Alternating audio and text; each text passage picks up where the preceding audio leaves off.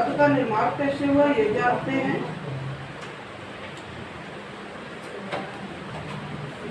पद का निर्माण कैसे होता है संधि पद का, पहले तो हम वो समझेंगे।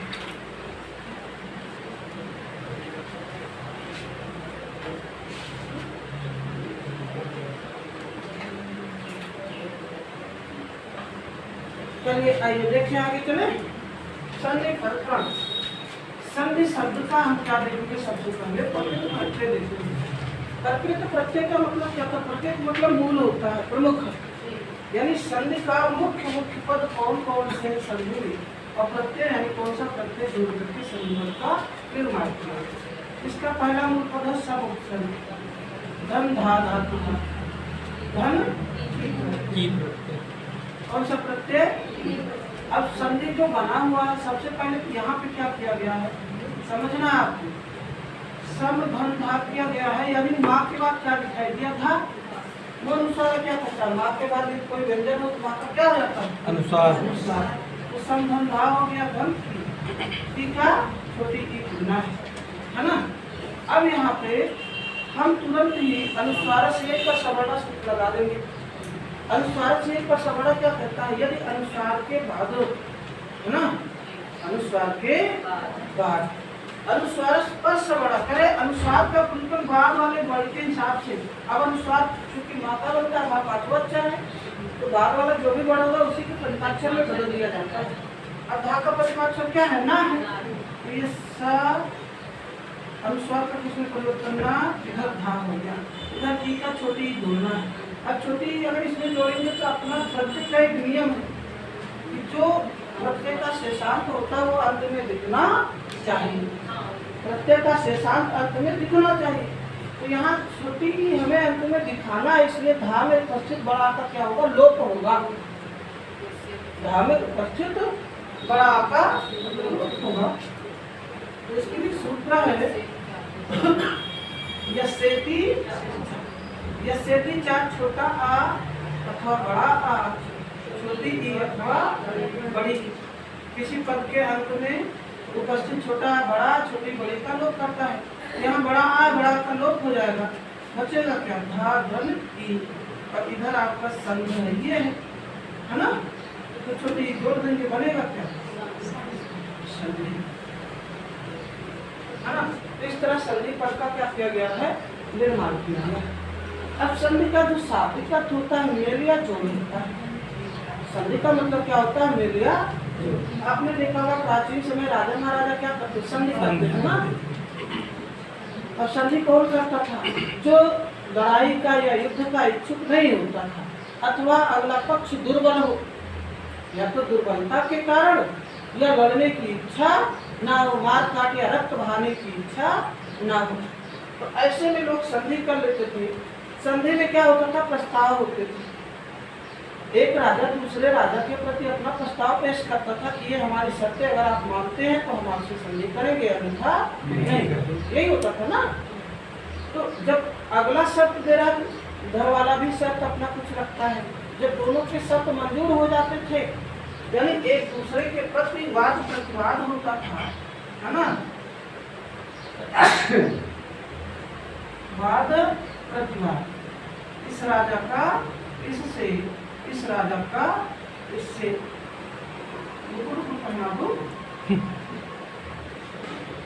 अब सही बात। एक राजा का दूसरे राजा से क्या होता था, वाद या प्रतिवाद होता था। दोनों शर्त रखते थे, जब शर्तों की मंजूरी हो जाती थी तो इधर की जनता इसके राज्य में, इधर की जनता इसके राज्य में, यानी एक दूसरे का क्या हो जाता था, आवागमन, दोनों एक दूसरे के सहयोग या सहयोग में क्या हो जाते थे, सहायक हो जाते थे। भाषण में दोनों का मेल जोल बढ़ गया। भाषण में तो राजा जब शर्तों को मानता था, पहले ये अपना मेल जोल करते थे, गले मिलते थे, फिर वहाँ की प्रजा एक दूसरे से मेल जोल बढ़ाती थी। इसलिए संधि का तात्पर्य क्या माना गया, मेल माना गया या जोड़ माना गया। भाषण में अब मेल या जोड़ अर्थ रखने वाला, अभी हम संज्ञाएं पढ़ रहे थे। संज्ञाओं में एक संज्ञा मिली थी संधि का संज्ञा, क्या मिली थी? संहिता संज्ञा। उसका भी मतलब मेल या जोड़ था। इसका मतलब संधि का दूसरा नाम क्या है? संहिता। और संहिता कहता क्या है? वर्णों के मेल को, वर्णों की अत्यंत निकटता ही संहिता संज्ञा कहलाती है। अत्यंत निकटता यानी कोई अंतर हो ही ना, है ना। अब यहाँ पे वर्णों की अत्यंत निकटता जैसे हम देखते हैं आधन ई राजा में ये आपस में जब मेल करते यह रूप में मिल जाते, यही है अत्यंत निकटता, यही है संधि, यही है जोड़, यही है। समझ में आया? बात सुनना। यानी वर्णों के मेल को अर्थात दो वर्णों, कम से कम दो वर्ण ये कह सकते हैं, है ना। दो वर्णों के मेल को संधि कहते हैं। बात सुनना। तो शादी का किया गया या हम संहिता संज्ञा के तहत चले तो हो जाएगा वर्णों की अत्यंत निकटता ही संहिता या संधि कहलाती। वही परिभाषा बनाती है संधि की तरह संधिकर्षः। समझ गए ना इतनी बात? तो अब हम आगे बढ़े। संधि का तात्पर्य क्या है? मेल या जोड़ होने के कारण इसका एक नाम और क्या पड़ गया? संहिता। और संहिता का सूत्र क्या है? संधिकर्षः संहिता परः संधिकर्षः संहिता। यानी यही हमारा संधि का क्या बन गया? पारिभाषिक सूत्र बन गया, है ना। संधि का एक पारिभाषिक सूत्र बन गया। ठीक नहीं क्या?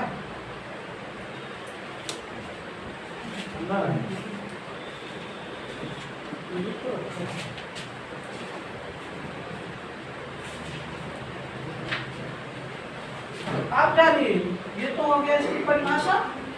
अब यहाँ हम इसकी परिभाषा चाहे संहिता संज्ञा की जो परिभाषा दी वो समझ लें या अपने साधारण भाव में दो वर्णों के मेल को समझ लेते हैं, है ना। तो ये तो हुआ संधि शब्द का निर्माण। संधि पद कैसे बना? सम धन धन की प्रत्यय लगाकर, है ना। क्या है? सम जुधार धातु धन की, तो ये हो गया शॉर्टकट। फिर इसके आगे चलते संधियां कितने स्थानों पर होती हैं? यानी संधि के स्थान कहाँ पहुंचेंगे? संधि के स्थान कितने हैं? पहला कहता है एक पद, एक पद। दूसरा कहता है धातुवा धातुवा। तीसरा कहता है समास में। और चौथा है वाक्य में। एक आगे देखिए संज्ञा कितने स्थानों पर होती है? 4 स्थानों पर होती है। एक पद में, धातुवाक्षर में, समास में और वाक्य में। इन 4 स्थानों पर, 4 जगहों पर संधियां होती हैं। इसमें जो प्रथम स्थान एक पद, जैसे दो पदों को चाहे वो सार्थक हो या निरर्थक हो जोड़कर एक कोई सार्थक पद बनाया जाए। भाषण में दो पद ऐसे हो चाहे वो अर्थवान हो अथवा ना हो, लेकिन संधि में एक पद अर्थवान होता है, दूसरा अर्थवान रहे अथवा ना रहे। ये इसका क्या है? नियम है। एक पद अर्थवान होता है, दूसरा अर्थवान रहे अथवा ना रहे। जैसे लिखा तथा धन एव, तथा धन एव, तथा धन एव। अब दो पद है, दोनों अर्थवान तो हैं, लेकिन दोनों मिलकर एक ही पद का निर्माण करें तथई, है ना। तथा धन एव, तो दोनों पद मिल करके एक ही पद का निर्माण कर रहे हैं, इसे हम क्या बोले? तथा धन एव बराबर तथई। तो ये अपने आप में पद है ही पहले से, लेकिन जुड़ने के बाद भी एक ही पद पर ये क्या रह जा रहे हैं? नियत रह जा रहे हैं। यानी क्या बन गया? तथा ये भी एक पद है। धातु और शब्दों में जैसे हमने कहा उपधन औसत नहीं, तो उपसर्ग के धातु कोई बता दीजिए। उपधन विक्षक उपार छक क्या बन जाता है? उपार इस तरह बन जाता है ना। तो यहाँ पे क्या धातु सर्गो का है, ऐसा ना। समास की बात अगर हम करें, जैसे हम लिखा कृष्णः सर्पः, कृष्णः सर्पः, है ना, या कृष्णम आश्रितः, कृष्ण पर आश्रित किया ना, कृष्णम आश्रितः, इस तरह इसको देखिएगा। अब यहाँ मूल पद हमारा क्या है, कृष्ण है, दूसरा पद क्या है, आश्रित है। कुछ हो रहा है, आश्रित नहीं रहेगा, सिरता रहेगा, कृष्ण सिरता है ना। अब यहाँ कृष्ण है, इधर क्या है, सिरता। अब इसका मूल पद हमारा क्या है, कृष्ण है, सिर पे जोड़ देंगे तो हो जाएगा कृष्ण, कृष्ण सिरता, ये पद बन गया। तो ये समास है, समास की संज्ञा है ना। फिर वाक्य के लिए हमने कहा, जैसे हमने कहा बालः, बालः रक्षक। अब इसको हमने कह दिया बालो रक्षक, है ना। तो ये क्या है, संज्ञा है, एक पद में, धातु और सर्ग में, समास में और धातु में, 4 स्थानों पर, 4 जगहों पर इस तरह संज्ञा पाई जाती है। अब यहाँ जो शुरुआत के 3 है, एक पद में, धातु सर्ग में, समास में, इन 3 स्थानों पर संज्ञा नित्य होती है। नित्य का मतलब सदैव, अनिवार्य रूप से हमेशा की जाती है, यानी यहाँ संज्ञा करना ही करना है। अन्य जगहों पर आप चाहे संधि करें अथवा ना करें, लेकिन इन्हीं जगहों पर संज्ञा नित्य करना है। और जो वाक्य है, यहाँ संधि क्या होता है, ऐच्छिक होता है, यानी हम संधि करें अथवा ना करें, यानी आपका ये भी सही है और ये भी सही। लेकिन अगर कहा जाए ये सही है तो ये गलत है, ये सही है तो ये गलत है, ये सही है संधि के नियम में तो ये गलत है ना। दर्शन आया।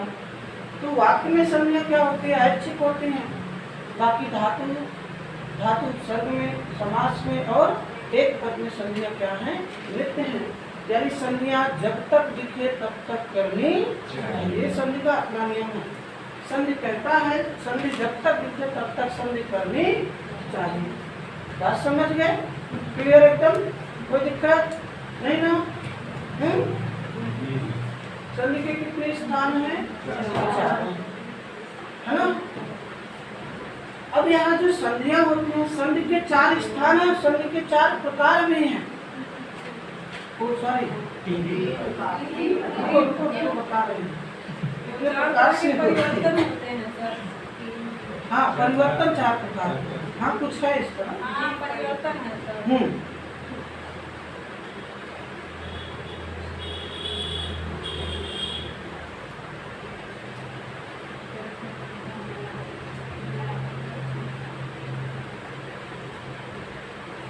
हाँ, संधि के परिवर्तन 4 प्रकार से होते हैं।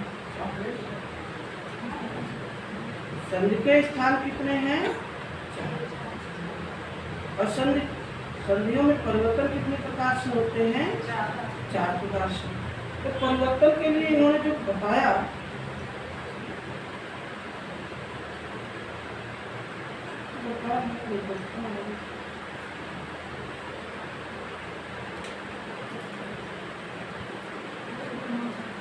हो गया विकास हो गया, कितनी का काम नोट कर लिए,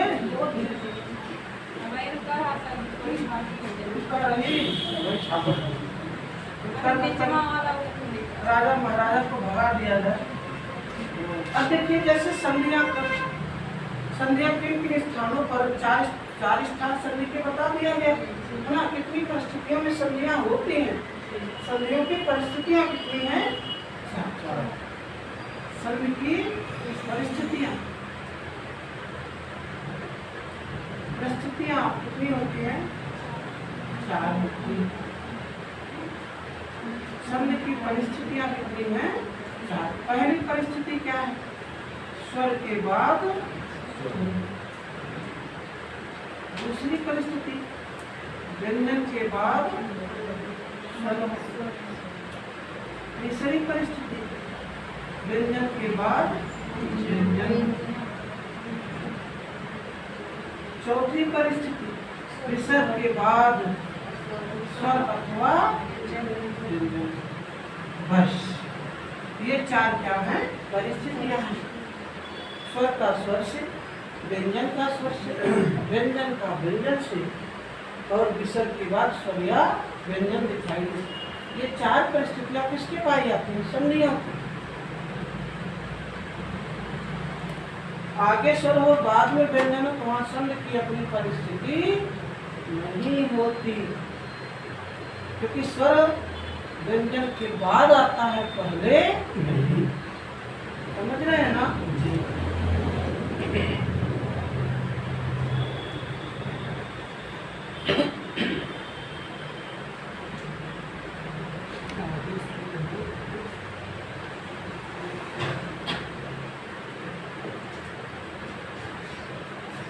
अब ये जो पहली परिस्थिति है इसको कौन सा नाम दिया गया? स्वर संधि। क्या नाम दिया गया? स्वर संधि। और ये जो दोनों हैं इन दोनों परिस्थिति को क्या नाम दिया गया है? व्यंजन संधि। व्यंजन संधि। इस परिस्थिति को क्या नाम दिया गया है? विसर्ग संधि। है ना? ये तीन संधि के क्या हैं? भेद हैं। ये तीनों क्या है? संधि भेद।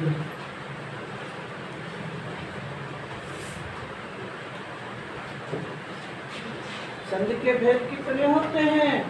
तीन होते हैं। स्वर संधि, व्यंजन संधि और विसर्ग संधि।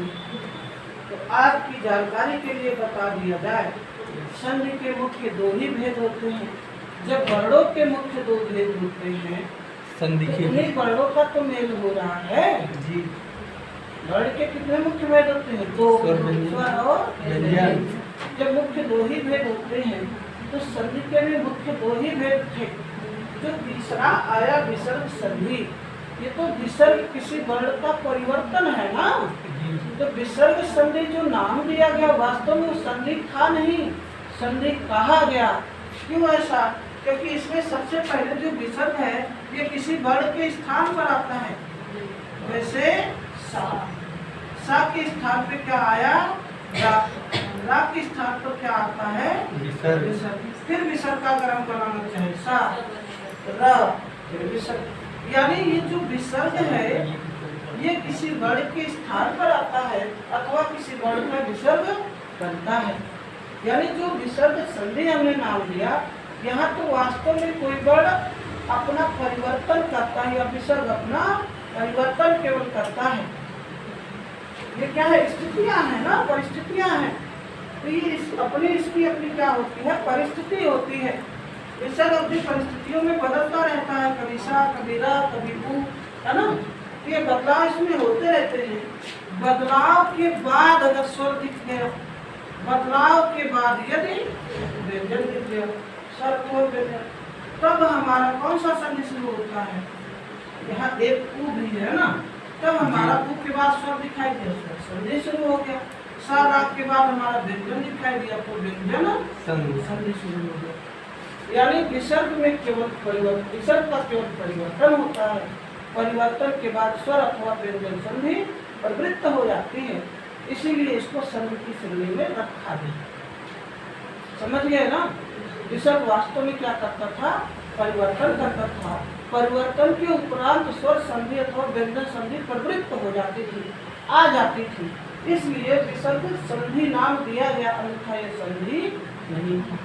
समझ गए ना? तो इस प्रकार संधि के कितने भेद माने गए? तीन माने गए, जबकि मुख्य कितने होने चाहिए? दो। क्लियर? एकदम क्लियर ना? तो संधि के कितने भेद हैं? तीन ही आपको भी करना है, बस ये जानकारी के लिए था।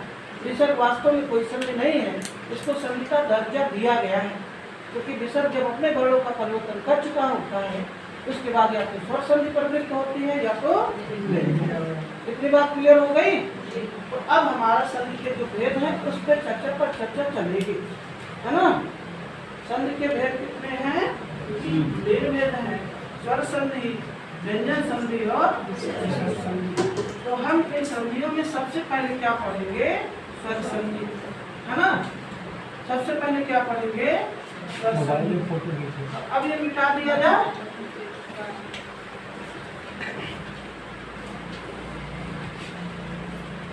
लिखे कितने हैं? कौन कौन से स्वर व्यंजन की तरह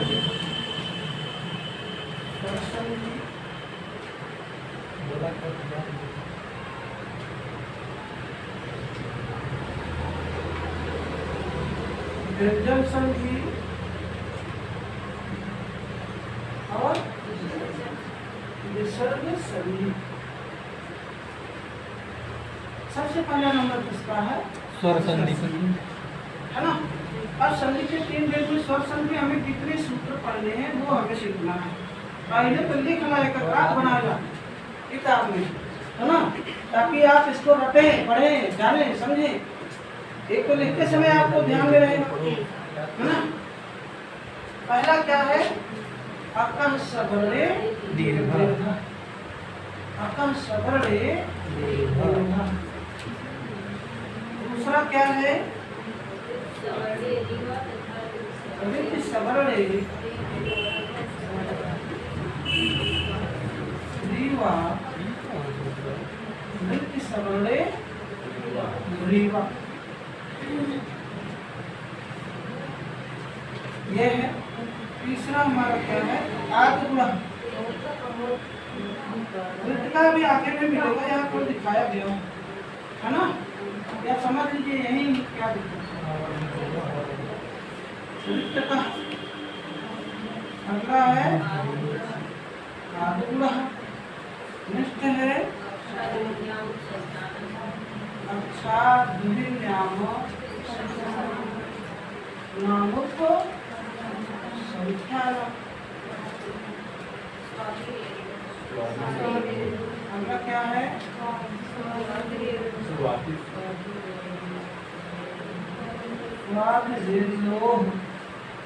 यही है ना। अगला क्या है?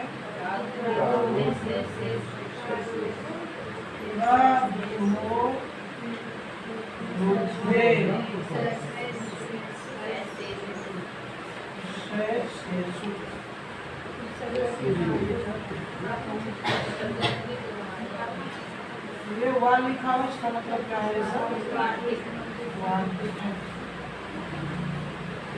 अगला क्या है?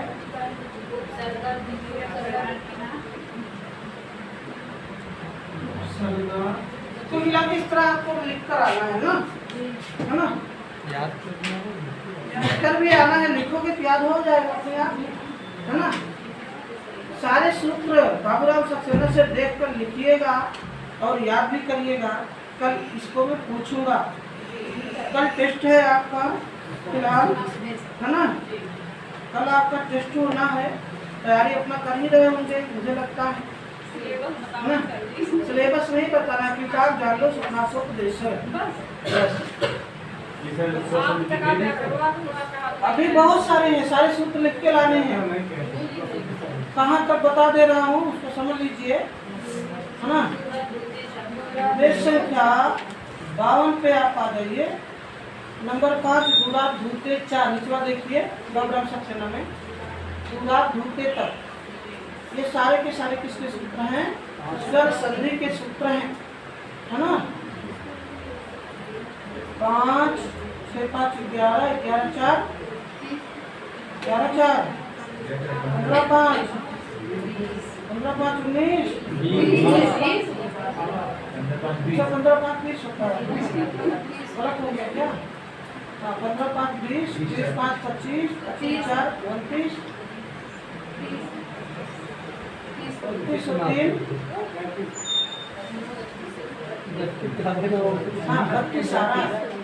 32 सूत्र हैं। तो 32 सूत्र आपको लिख कर लाना है एक तरफ से स्वर संधि पहले ही, है ना। लिख लीजिएगा, उतना जगह छोड़ लीजिएगा। 1-2 पेज, 2 पेज, है ना। एक पेज में नहीं हटेगा, 2 पेज छोड़ के उसके बाद जानिए स्वर संधि। पहला सूत्र है अकह सबरे, यही है ना पहला। इन्होंने पहला सूत्र अकह सबरे दीर्घ किया, जबकि होना क्या चाहिए था? इको यड़ची होना क्या चाहिए था? इको यड़ची। तो ये ठीक है, आकाश बड़े दीर्घ से शुरू किया है तो आकाश बड़े दीर्घ से हम लोग भी पढ़ेंगे।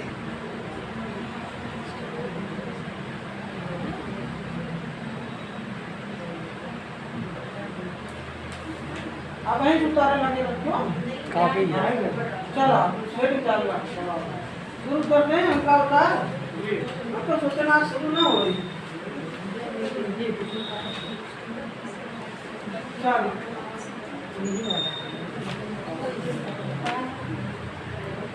सबसे नंबर 1 पे क्या आया? स्वर संधि। इसका पहला सूत्र क्या है? अकह सवर्णे दीर्घ।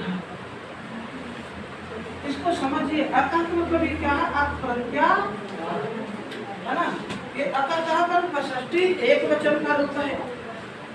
अकह पर कहाँ का है? षष्ठी एक वचन का। सवर्णे कहाँ का है? सप्तमी एक वचन का। दीर्घा ये कहाँ का? प्रथमा एक वचन, है ना। सबसे पहले हम विभक्ति वचन समझ लें। विभक्ति वचन समझने का बड़ा ही महत्व है सूत्रों में, क्योंकि उसी के आधार पर परिभाषा बनती है। अका यानी अक के, सवर्ण यानी सवर्ण होने पर, अर्थात अक के बाद समान वर्ण होने। सवर्ण का मतलब क्या हुआ? समान वर्ण। और सप्तमी का चिन्ह है, सप्तमी का ये रूप है, यानी में पर हम चिन्ह ले सकते हैं। यानी अक प्रत्याहार के बाद समान वर्ण होने पर, सुनना, वर्णों के मेल से क्या हो जाता है? दीर्घ हो जाता है।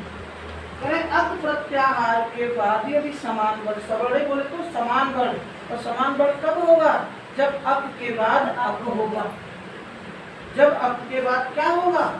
तभी तो समान वर्ण होगा। कहे अक प्रत्याहार के बाद समान वर्ण होने पर, यानी अक के बाद क्या दिखाई दे? अक दिखाई दे, तो इनके मेल से क्या होगा? दीर्घ होगा। यानी अक प्लस अक बराबर, ये इसका मूल मंत्र है।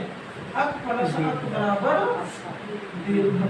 देख, अब अक के अंतर्गत वर्ण कौन से आते हैं? छोटा आ, ई, उ, री, और यहाँ भी क्या आएगा? आ, ई, उ, री। अब महाश्वर सूत्र में हमारा हर्ष दिया, दीर्घ नहीं दिया है, दीर्घ मान लिया जाता है ना। यानी छोटा आ या बड़ा आ, छोटी ई या बड़ी ई, छोटा उ या बड़ा उ, छोटी ई या बड़ी आ या बड़ा आ, ई या बड़ी ई, उ या बड़ा उ, री या बड़ी री। री का दीर्घ होगा नहीं करता। जब दीर्घ नहीं होता तो इसके मेल से कुछ भी नहीं, खाली है उनका घर, है ना। अब यहाँ मिलकर क्या बनाएगा? हमारा दीर्घ ही बनाएगा। यानी बड़ा आ, ई मिलके बड़ी, उ मिलकर री मिलकर बड़ी। इस सूत्र में या नियम में हमारा क्या लिखा? एक नियम नहीं, दो नियम नहीं, 16 नियम है। कितने? 16। पहला नियम, छोटा आ के बाद छोटा आ हो। दूसरा नियम, छोटा आ के बाद बड़ा आ हो। तीसरा नियम, बड़ा आ के बाद छोटा आ हो। चौथा नियम, बड़ा आ के बाद बड़ा आ हो।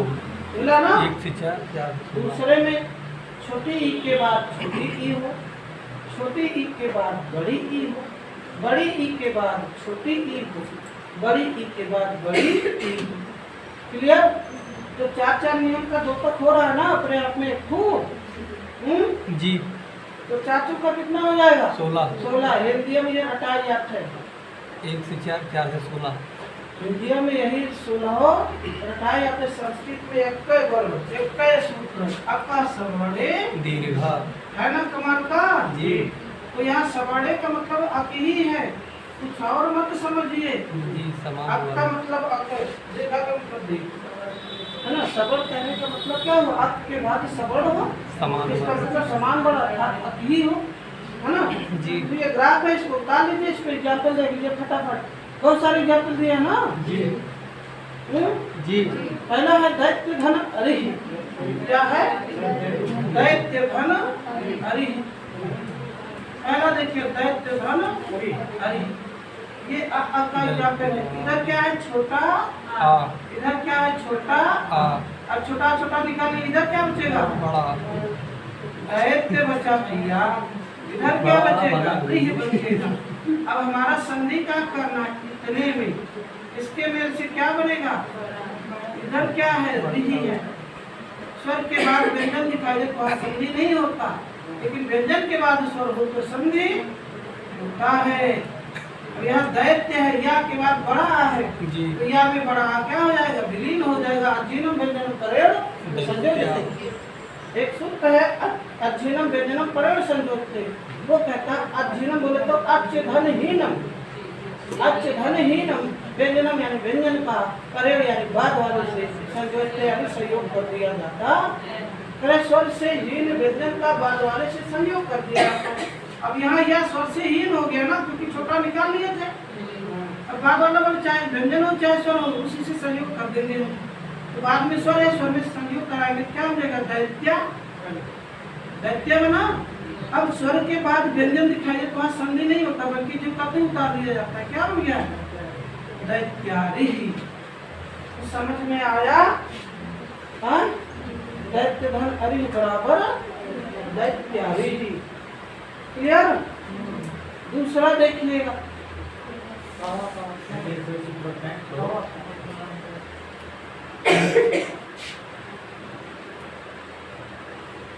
अध्ययनम व्यंजनम परेण संयोज्यते। संयोज्यते आधा जाया है ना? संयोज्यते परेण संयोज्यते, कुछ इस तरह का देख लीजिएगा तो कहेंगे है ना। अध्ययनम व्यंजनम परेण संयोज्यते, स्वर से हीन व्यंजन का बाद वाले से, स्वर से हीन व्यंजन को बाद वाले से जोड़ दिया जाता है।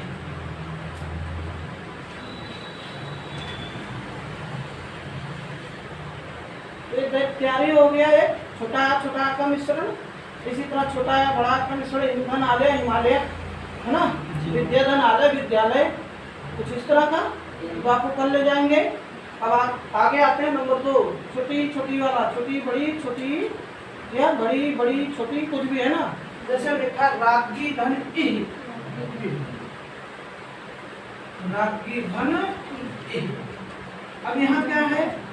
बड़ी ई है, इधर क्या है भाई? छोटी ई है। इन दोनों का मेल करके क्या बनेगा? बड़ी ई मिल गया। अब हमारा इधर छोटी निकाले थे, बचा क्या था? हाँ, इधर हमने रागी से बड़ी निकाली, बचा क्या? राग्य, या पे हल्ट हो गया। अब स्वर के बाद व्यंजन है, स्वर के बाद व्यंजन यानी बड़ी और हा का मेल नहीं हो पाएगा, है ना। और इधर ज्ञा के बाद बड़ी है, ज्ञा व्यंजन है, व्यंजन के बाद बड़ी है, और व्यंजन के बाद स्वर अगर दिखाई दे तो उनका मेल संभव है। संभव है तो संभव कर ले। अध्ययन व्यंजन पर से क्या बन गया? रागी और हा को जिनका रागी है। दूसरा हो गया। हाँ हाँ हाँ, निकाई। अच्छा, तीसरा देखा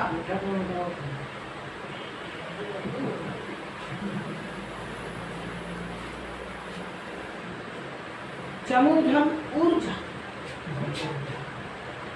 क्या है? चमूधन बड़ा हुआ है। अब यहाँ क्या? बड़ा ऊ है, इधर भी बड़ा ऊ मिलकर क्या बनेगा? अब इधर बड़ा ऊ हमने ले लिया, इधर क्या बचा? जा, यही बचा ना। और इधर से माँ से बड़ा ऊ निकाल लिया तो क्या बचा? चम। अब हमारा स्वर के बाद व्यंजन है तो यहाँ मेल नहीं होगा, लेकिन यहाँ व्यंजन के बाद स्वर तो मेल होगा ना। परिस्थिति मैंने बताया था कहाँ मेल होगा जी। संधि की परिस्थितियाँ 4 है ना। स्वर के बाद व्यंजन की परिस्थिति नहीं बताई गई, वहाँ संधि नहीं होगा। व्यंजन के बाद स्वर होगा तो परिस्थिति है, तो हम यहाँ संधि कर देंगे। अब जिन व्यंजनों पर संधि होते ये हो जाएगा चमू, और जाके ऊपर रहा है और जय पति उतार लेंगे चमूर्जा।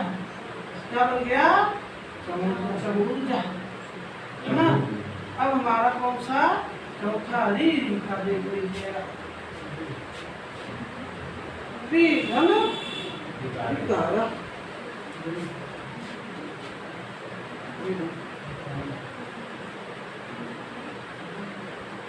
त्रिधन विकार। अब यहाँ पे कामे री है यानी बड़ी री है, छोटी ना बड़की है। अब बड़ी री छोटी री मिलके क्या बनाएंगे? बड़ी री बनाएंगे। अब का से बड़ी री निकालिए तो यह आधा का बचा ना, और इधर री निकाले थे कारा बचा ना। अब बड़ी री के बाद यहाँ व्यंजन है, स्वर के बाद व्यंजन हो, यहाँ कोई मेल नहीं होगा, लेकिन व्यंजन के बाद स्वर होते का मेल हो जाएगा। तो यह जाएगा त्रि ये का में बड़ी री ऐसा हमेशा ध्यान दे रहे हैं। त्रिकारा और विग्रह अगर पूछे बड़ी री डालेंगे त्रिधन विकारा, का में बड़ी री की मात्रा लगाइएगा, छोटी ले लिया है। गलत बात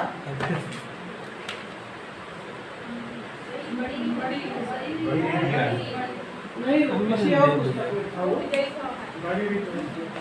किसी और पुस्तक में था, उसको आप स्कूल में समझ के गलत काम कीजिए। बड़ी री नहीं, हाँ भैया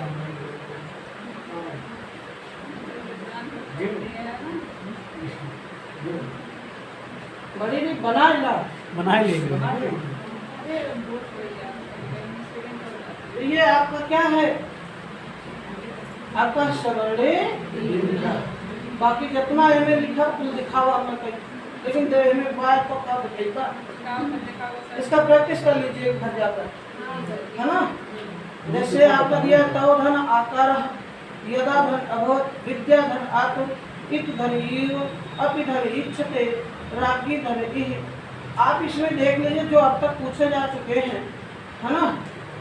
एक तो दैत्यारी आप अंडरलाइन कर लीजिएगा, साधु साधुचु अंडरलाइन कर लीजिएगा, समूजा अंडरलाइन कर लीजिएगा, है ना।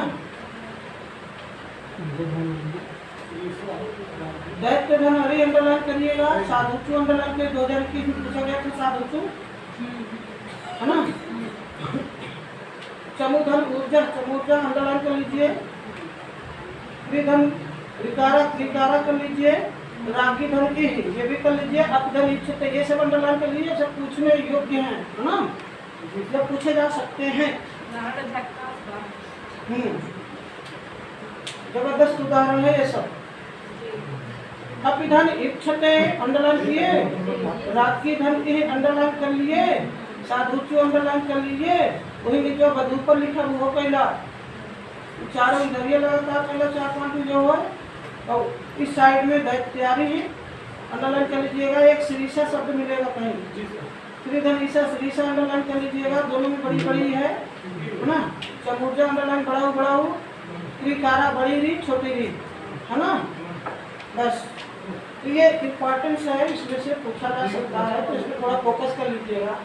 फोकस करने कराने का केवल इतना ही तात्पर्य है, छोटकी ई है कि बड़की है, कौन एरिया छोटकी रहे, कौन एरिया बड़की रहे, कौन एरिया बड़का रहे, कौन एरिया छोटका रहे, कौन एरिया बड़ी री रहे, कौन एरिया छोटी री रहे। ये कुल ध्यान दे एक बार, बाकी कुल पता तो हो सकता है ना। अब चाहे छोटकी री जोड़ा चाहे बड़की री जोड़ा, तो मिला बड़ी री बनबे करी, लेकिन ये ध्यान देना है कोने बड़ी री हो, कोने में छोटी री।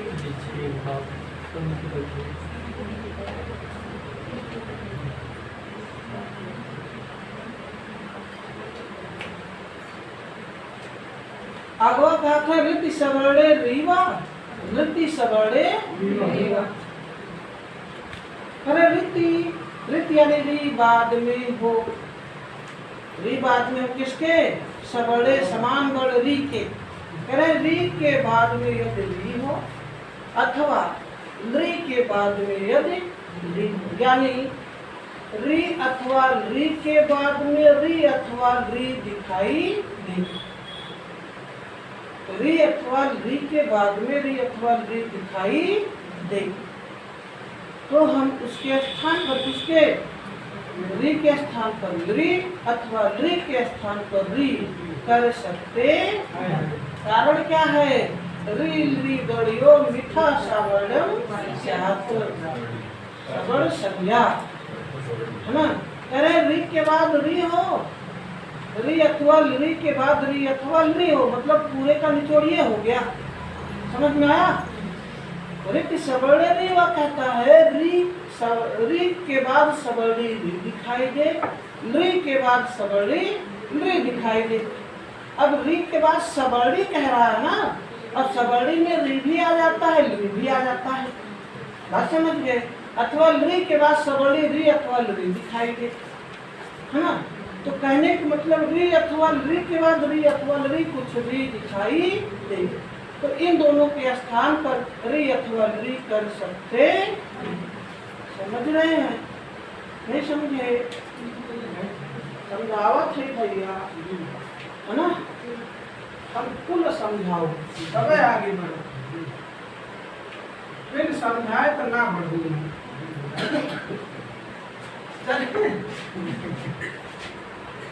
ये भाषा यही की है ना, अपने बच्चे में रहती है, फिर समझाए ना बढ़ो, यही की है ना। किस क्षेत्र की है? ये सिकंदर कर्नाटक में भूल के जाना चाहिए, मैं ना करूँ, मैं ना खाऊं, मैं ना जाऊँ।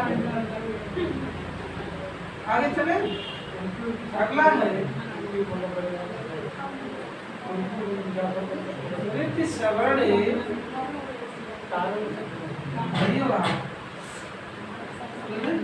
ये उधर की भाषा है ना।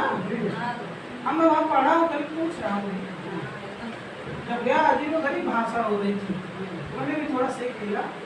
आइए देखिए क्या जा रहा है, कह रहा है री सवर्ण री, यानी री सवर्ण होने कहाँ री। अब ध्यान दीजिए, रित ये कहाँ का रूप है? सप्तमी। ये कहाँ का रूप है? अब दोनों सप्तमी करे री, यानी री के बाद सवर्ण री होने, अथवा री के बाद सवर्ण री होने। वाह दो बार जोड़े ना।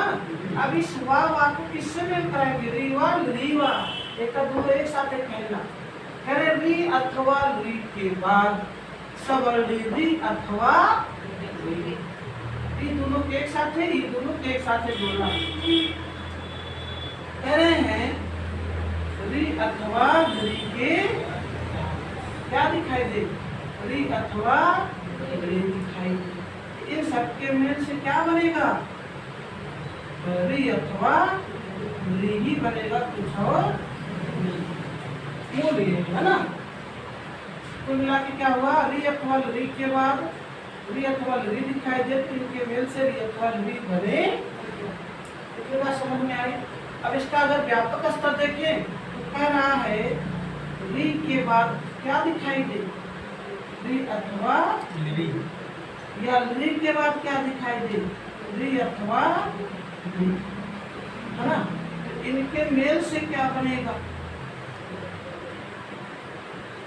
री अथवा री बनेगा, है ना। तो ये भाव यहाँ पे दिया गया है। कुल मिला के री लिखो या री लिखो, बात एक ही है। क्यों ऐसा? क्योंकि री ली बलियो मीठा सावयम या मीठा सावयम वाच्यम, है ना। सावयम वाच्यम कहा गया है, यानी री और री वर्ण की आपस में या परस्पर सवर्ण संज्ञा होती है या कही जाती है, इस तरह का भाव दिया गया है सवर्ण संज्ञा में पाणिनि के द्वारा, है ना। इसलिए पाणिनि ने सूत्र दिया। अब इसको जरा समझिए, जैसे होत्र धन विकारा है, होत्र धन विकारा। अब अगर होत्र धन विकारा की बात हम करते हैं, गुण मतलब दीर्घ संधि ले जाते हैं, क्या बन जाता है? होत्री होत्री कारा बन जाता है, दीर्घ री हो जाता है। री के मेल से क्या बन गया? बड़ी री बन गया, तो होत्री कारा हमारा बना। लेकिन ये सूत्र क्या कहता है? कह रहा री के बाद री हो अथवा री के बाद री, तो री के स्थान पे हम क्या लिख सकते हैं? हरस री या हरस री। अब ऐसी स्थिति में हमारा जो अगला सूत्र है ये कितनी परिस्थिति पैदा करता है उसको देख लीजिए। ये कहता है, एक तो कहेगा क्या? कारक कर सकते हो, दूसरा कहता है कारक कर सकते हो, है ना। और तीसरी परिस्थिति, क्योंकि ये क्या कर रहा है? बात कर रहा है, यानी विकल्प की बात कर रहा है ना जी। तो विकल्प की बात रख रहा है, तो तीसरी परिस्थिति क्या कर सकते हैं? ये कितनी परिस्थिति बन गई? 3।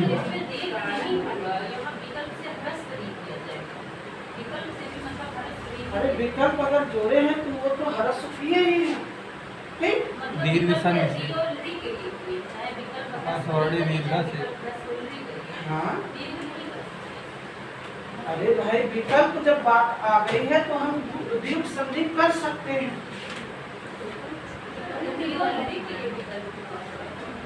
अरे भैया ये विकल्प से हुआ, ये दीर्घ संधि से और ये होता है। दीर्घ संधि से हुआ, यही मैं कह रहा हूँ कब से। 3 रूप मिल गए अभी तक। उत्तरी धन विकारा के कितने रूप मिल गए? 3 रूप मिल गए ना।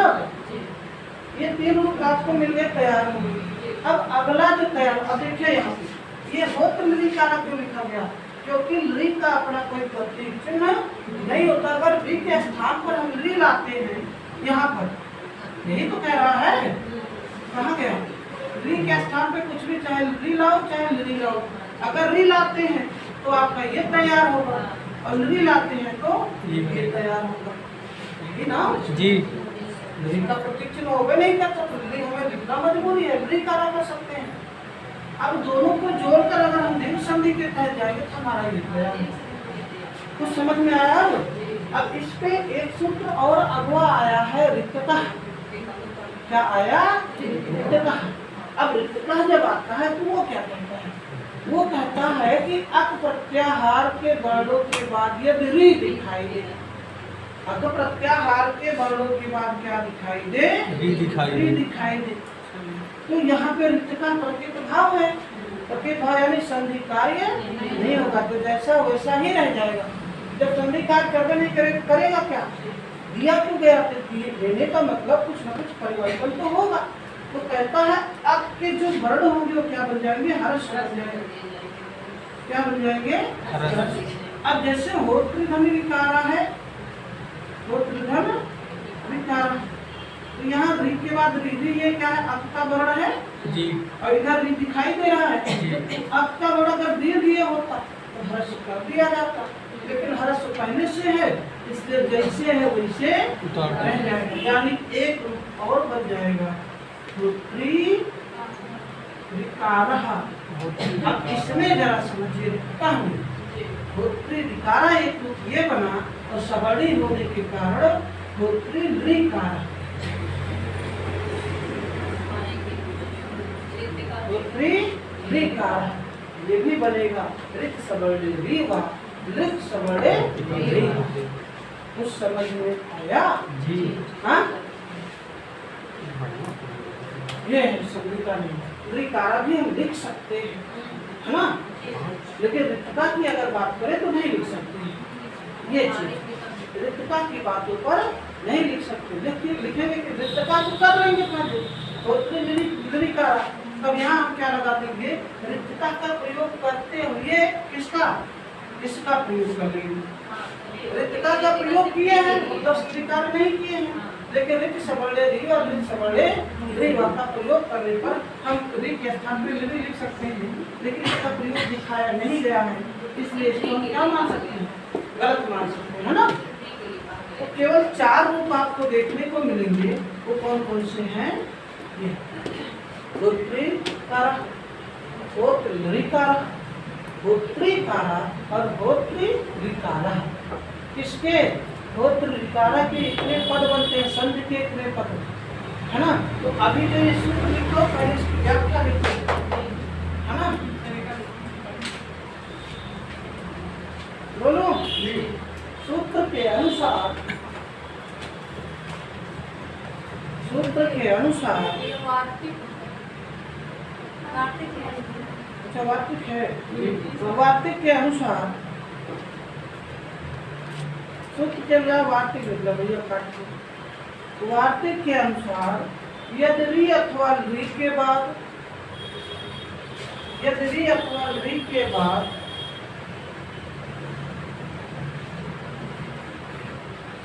यदि री अथवा री के बाद री अथवा री हो तो, यदि री अथवा री के बाद री अथवा री हो तो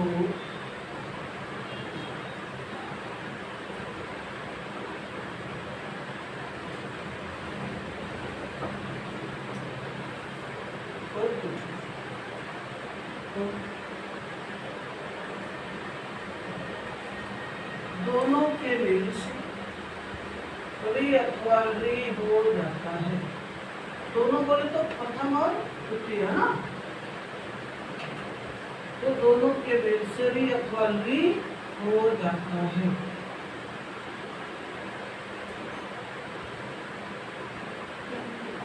यह नियम वैकल्पिक है। यह नियम वैकल्पिक है।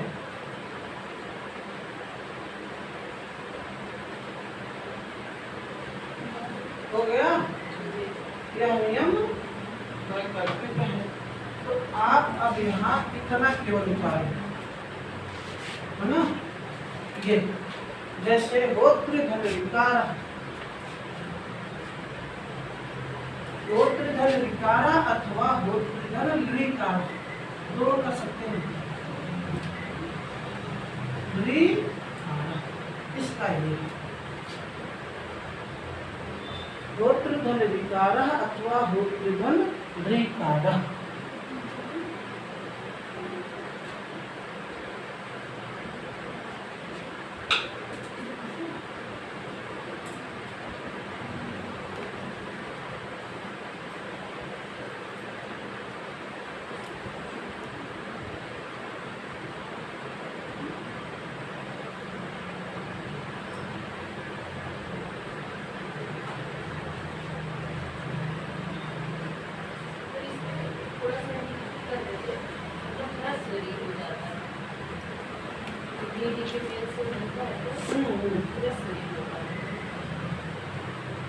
तो दोनों के स्थान पर क्या लिखते हैं, री अथवा री हो जाता है ना, दोनों के स्थान पर री अथवा री हो जाता है, जो लिखे हो अभी व्याप्त हुआ, दोनों के स्थान पर री अथवा री हो जाता है, लास्ट में लिखे हो ना, तो री अथवा री हो जाता है। तो यहाँ पे थोड़ा सा मान लीजिए, दोनों के स्थान पर हरस्व अगवा बढ़ा लीजिए, हरस्व री अथवा री हो जाता है। ये स्थान पर हरस्व नहीं लिख रहा, बस अगर सर उसमें से लिखेंगे तभी तो हरस्व री, मतलब बड़ी दीर्घ री होगा तो उसमें अरे ये वैकल्पिक है, विकल्प से ये कर रहा है। हरस्व री नहीं थी तभी तो काम करेंगे, क्योंकि हरस्व री एक और दीर्घ री होगा तो उसमें डबल मात्रा होती है। हाँ वो अलग बात है, इतना बिना ना समस्या तो हो गया, इतना कर लिए। ये अब यहाँ देखिए होत्र विकारा है, होत्र विकारा, मैंने दोनों लिखा है ना, इन दोनों के लिए यही दो ही बनेंगे। ठीक, बात समझ में आया? यह नियम वैकल्पिक है, तो विकल्प की बात से हमने बना लिया, लेकिन वैकल्पिक हटा दिया जाए तो क्या बनेगा, होत्रिकारा बनेगा, तब्दील हो जाएगा, है ना, तब क्या बनेगा, होत्री। यहाँ पे लिख सकते हैं दीर्घ संधि, है ना, यानी अकाशवर्ण दीर्घ के तहत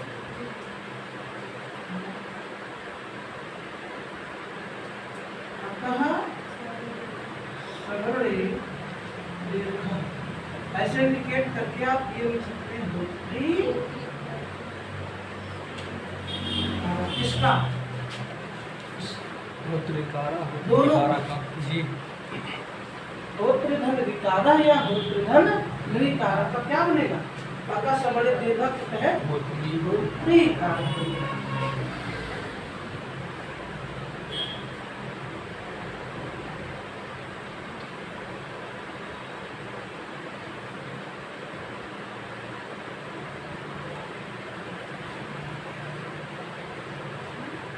हो गया।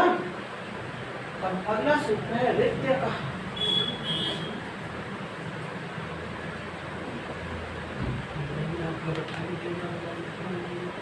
रित्य का है, इसका दूसरा नाम है प्रकृत भाव। नाम क्या दिया गया इस संधि का, प्रकृत भाव। और जो ये है, इससे पहले आपने अपना सवर्ण दीर्घ लिखा है ना, वही ब्रैकेट में लिखेंगे दीर्घ संधि। दीर्घ संधि यानी दीर्घ स्वर संधि है, और ये स्वर में प्रकृत भाव हो रहा है।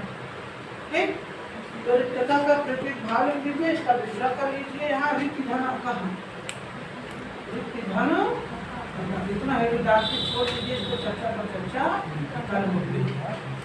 ठीक है। आपको होमवर्क क्या मिला है? दो होमवर्क है, एक तो स्वर के सभी सूत्र और दूसरा है अका सबड़े दीर्घा के सारे उदाहरण। समझ गए ना?